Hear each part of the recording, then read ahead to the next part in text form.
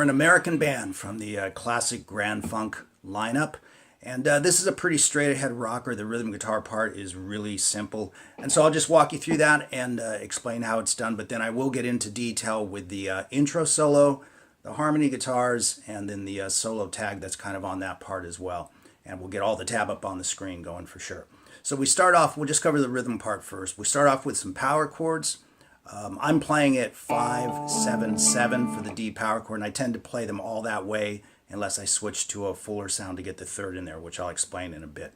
But for the intro, we're just traveling from a D power chord to a C power chord, B flat power chord down at the end of the neck, back to C, and D.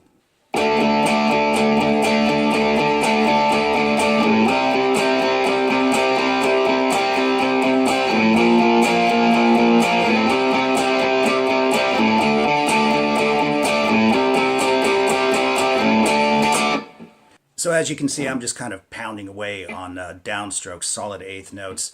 And then we get into the more syncopated part. And I've included the bass lick on guitar. A lot of people like to play that, so I've included it. But we're on the D power chord again, and we're playing...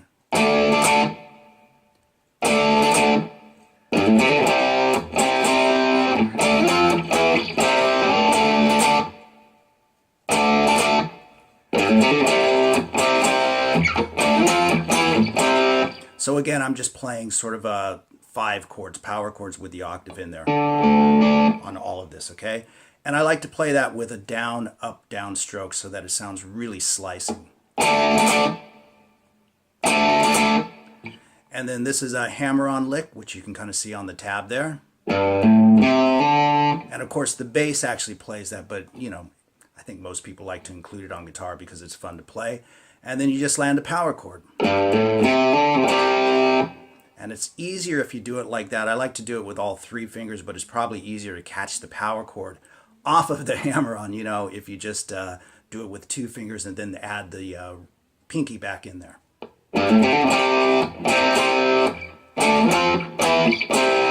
So again, that's back to D at the 5th fret, F at the 8th fret, and E at the 7th fret, and then back down to the 3rd fret.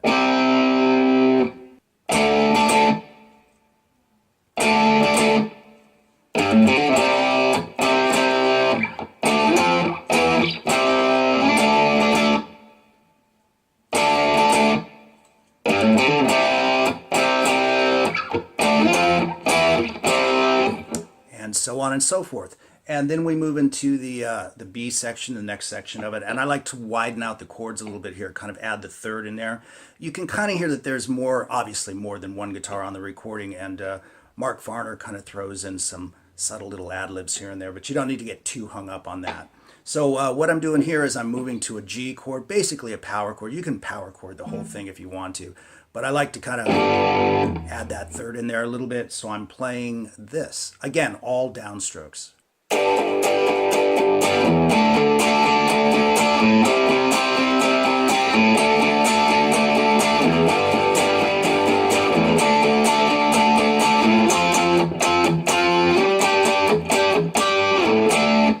So again, it's all downstrokes, and we've got a G power chord. Again, as I said, you can just do power chords if you want to, but I like to bring in the third. So I'm not actually barring the whole thing. I'm just playing 3, 5, 5, 4.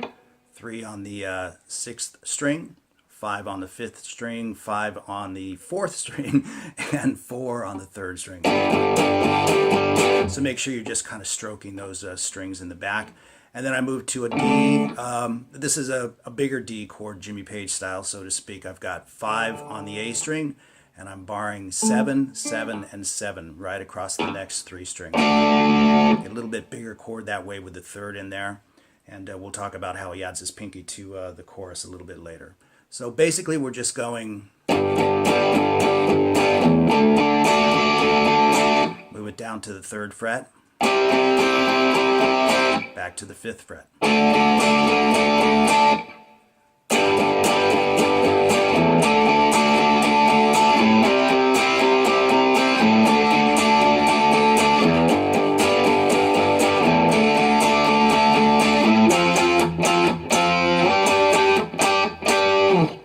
So we're moving from the G to the D to the C and back to the D.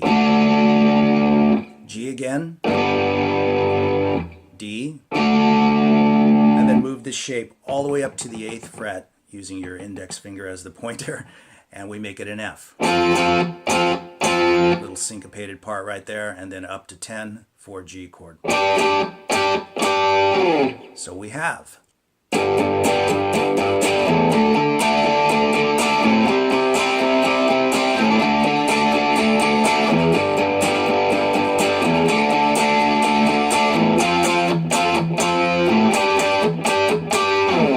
And as you can see from the performance video, sometimes I like to pop down and play the... In fact, I kind of layered it that way on the recording. So that's nice once in a while, just an F power chord. 1, 3, 3, and then 3, 5, 5. It's a little heavier sounding right there. And then we move into the chorus, which is pretty much like the intro, but I'm using the bigger chords with the 3rd in there, as opposed to just that. And if you listen carefully to the recording on headphones, you know, like I said, there's more than one guitar in this mix for sure. But you'll hear that Mark Farner kind of adds little pinky bits here and there where he makes some suspended chords. But it's nothing super succinct or exactly the same every time. So I kind of play it like this.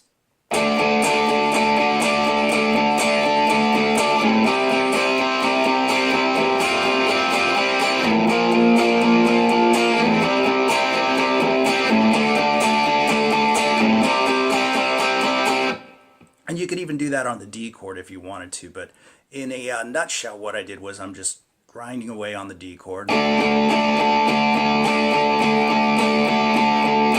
Move to the C.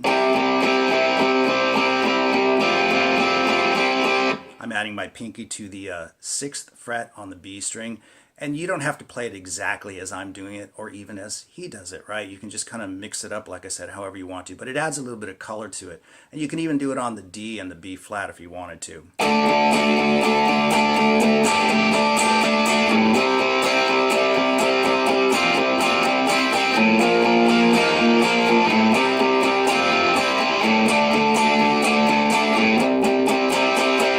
I think you get the idea. Just do whatever you want with it. And there you have it, right? At the end of the song, they obviously throw those kicks in there where they're going. And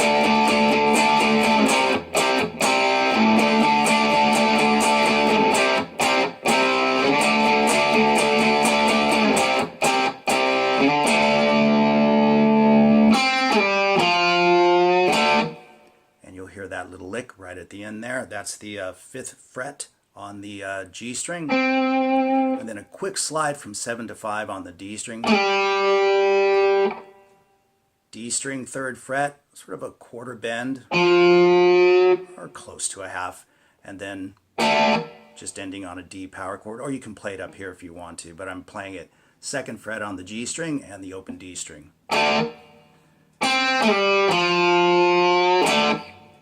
There you have it, the rhythm part from American Band, so let's take a look at the lead work as well.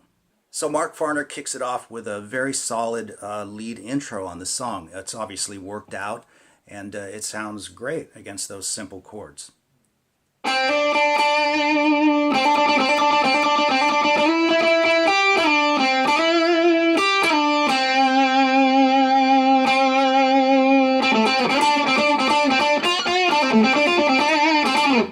So let's slow that puppy down and figure it all out. Okay, so here's the tab on the screen. There's a lot of hammer-ons and a lot of alternate picking as well, but I think you'll be able to catch it if I play it slow enough.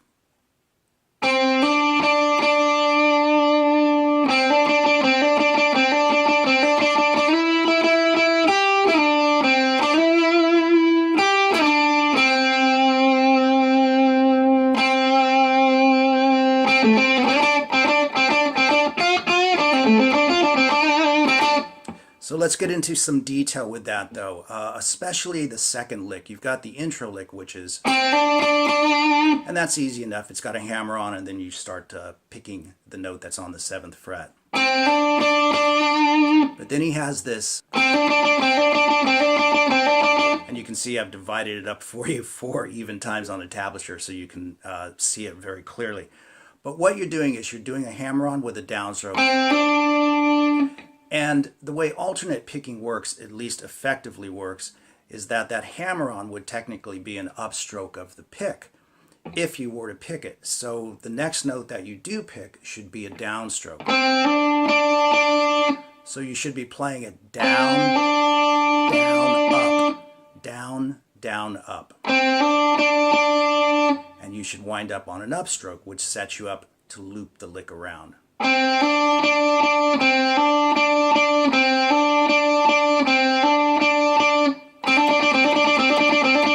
That's probably the best way to do it and the most effective way. So we have.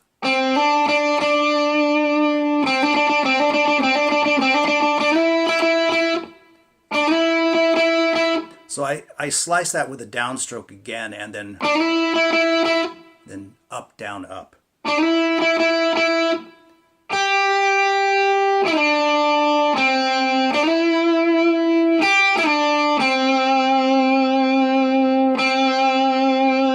That's all pretty clear and should be pretty easy to wrap your head around. But then he plays.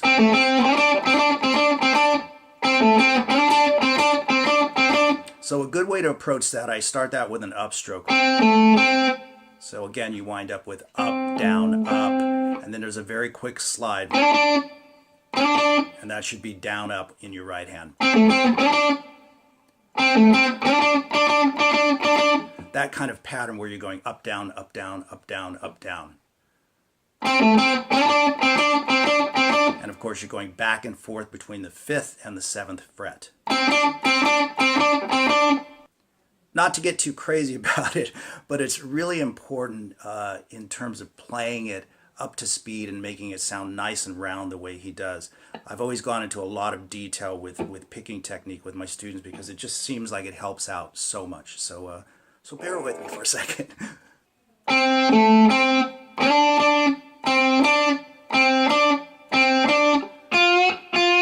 And that's a little half-step bend or semi-half-step bend. And then he plays. So that's a pull-off right at the start, a set of 16th notes here. And for me, the same rules apply to the game of alternate picking. If you're doing a pull-off and you're starting with a downstroke, then where that pull-off is would technically be an upstroke in your picks. So you want to play it down. That would be an upstroke. So you would play from the 7th fret on the D string, the remainder of the lick with down, up, down, up, down, up, etc.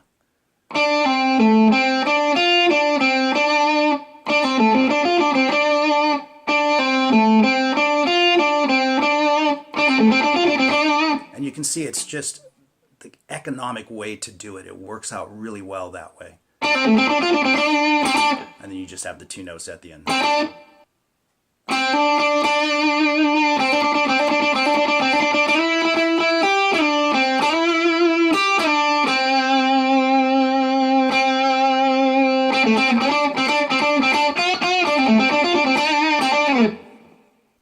So let's move to the main solo in the middle. It starts out with dual guitars, 2-part harmony, and I consider the lower guitar to be guitar 1. It doesn't matter, you can flip them on their head if you want to. But that first guitar, guitar 1, is played like so.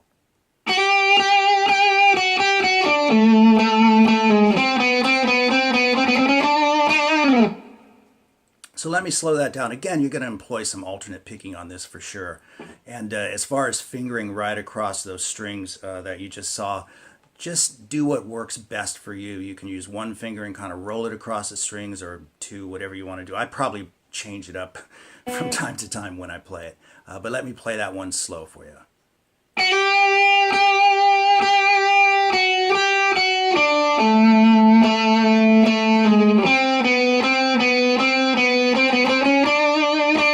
So definitely some alternate picking once you get to the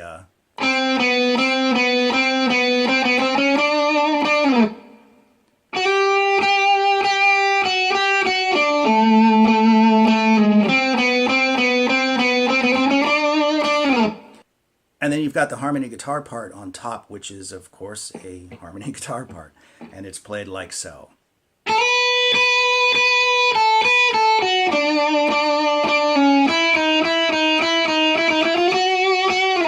So let me do that one for you slow. And again, feel free to use whatever fingers are best for you. It's pretty predictable what fingers you should be using, but crossing the strings like that, some people like to just use one finger, like I said, and kind of roll across. Just do whatever's comfortable for you.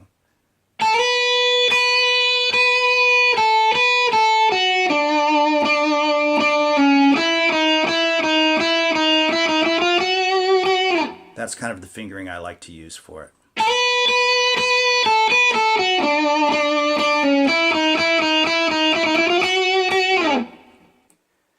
And then the solo guitar, which again I consider guitar 1 to be the main one, takes flight with this.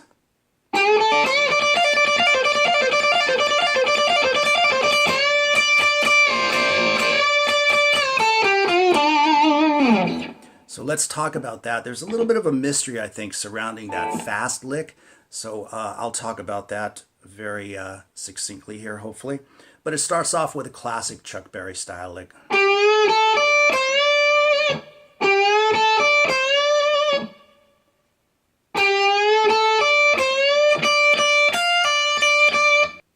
So let's get into that and take it apart bit by bit. Okay, we're on the G string and we're doing a full step bend. And then we're barring the B string and the E string at the 10th fret. And then coming back to the B string on 13, and it's a full step bend.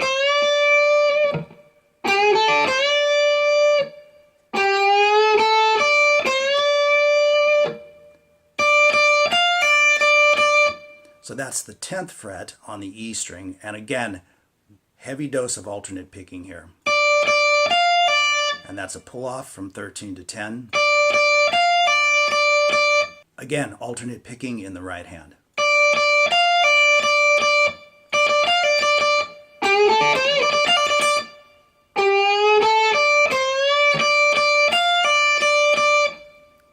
Now the lick that follows, I think, is kind of a mystery. Sometimes you hear it played like this. Or, you know, something like that. But if you listen very carefully, if you slow this recording down, it's actually a set of 5 notes, and he plays it like this.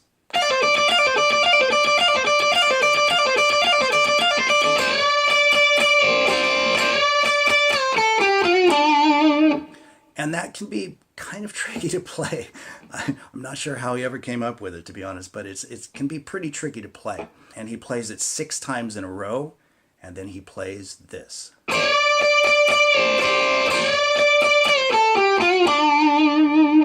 So that's kind of a standard bluesy thing as well. Be sure to put a finger in front of the string that you're trying to bend, but you're trying to hold the 10th fret in place at pitch.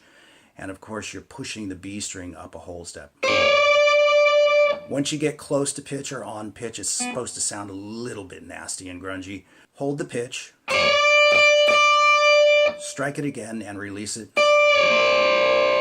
and then pick it again. And you want those 2 notes to just grunge together the way he does it. Do it again. 10th fret on the B string, 12 on G. Give it a bend on the 10th fret on the G string, and then park it on the 12th fret on the D string.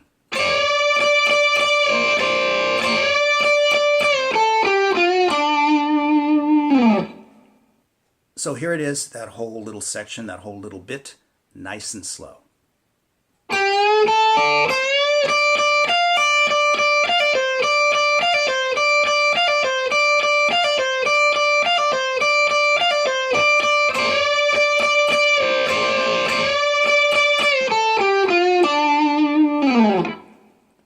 I think I played that lick 6 times. Can't tell I was playing it so slow.